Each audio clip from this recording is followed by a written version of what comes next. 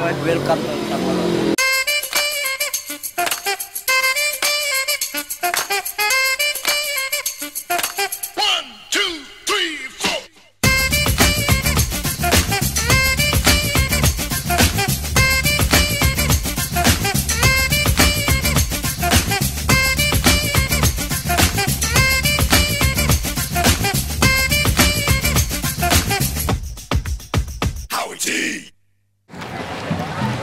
Hello.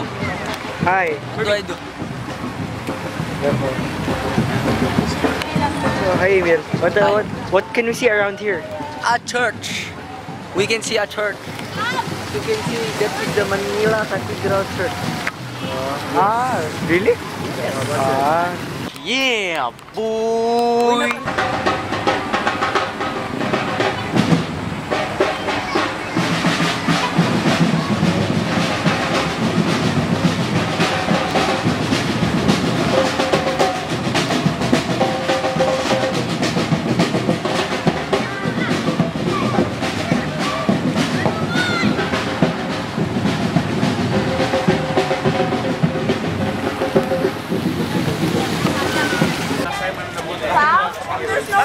Hi, we're Filipino, and we're here in the Manila Cathedral! Yay!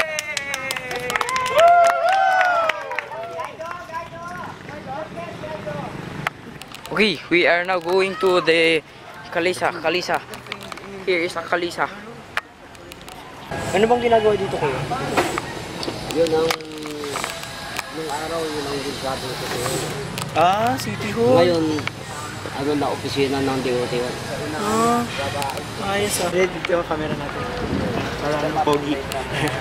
Ano ang paboritong lugar mo dito kuya? Dito sa lugar mo?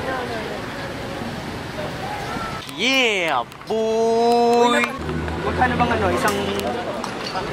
isang sakay dito sa 350.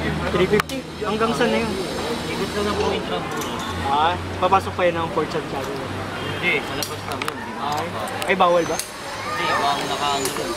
Kasaanan lang. Pag dadagin dagdagin ang 350, 1 hour. Pwedeng 700 yun. Sino bang paborito mong kabayo dito kaya?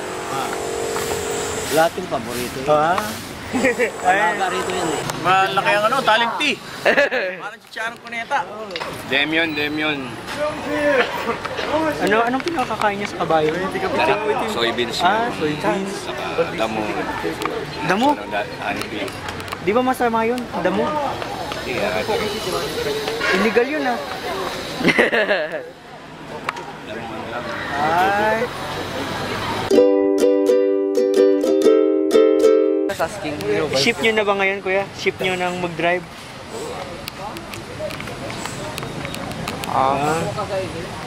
Ayos yan. Paano hindi safe mag-drive? Diyan ko pinatapos yung dalawang anak ko sa ayos Kilala mo ba siya, Vice Ganda? wala na rito, patay na. Ano ba to? Parang kolorum ng kabayo? Hindi. Credit kami rito sa loob. Ayun ang pinaka-office namin. Ano bang favorite color mo kuya? Pwede puti. Parang malinis, ganun. Ayos Kailan ba nagsimula itong kalesa na siya? 2003 pa. Ay, 2003? Matagal na yun. Ba't ba nilalagyan ng sapatos yung kabayo? Hindi ba masakit yan? Hindi pinapako yan. Kukulang yan. Ba't tayo hindi pinapako yung sapatos? Hindi ba karamihan sa inyo, makita nyo yung kuko nyo. Yung katulad niyan. Dulo lang yun yung sa tabi lang. Hindi laman. Kaya hindi masakit kaya? Kaya hindi masakit. Kung pupukuin natin yung sapatos, okay lang? Okay lang. Sabagay. Anong pangalan nitong aso? Ay, aso pa rin. Anelo. Saan naman nakukuha yung pangalan mo? Sa kabayo natin, hindi ko alam Yung nanay ba niyang nagpangalan? Ay, di mo lang. Nilalabas ko lang din yun.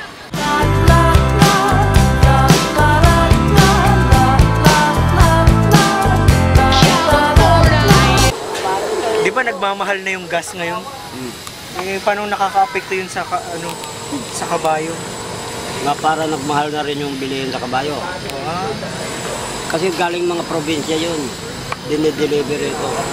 Sasakyan mo din. Siyempre kakain na ng gas. Kaya apektado to. No? Mataas pressure rin. No? Yeah!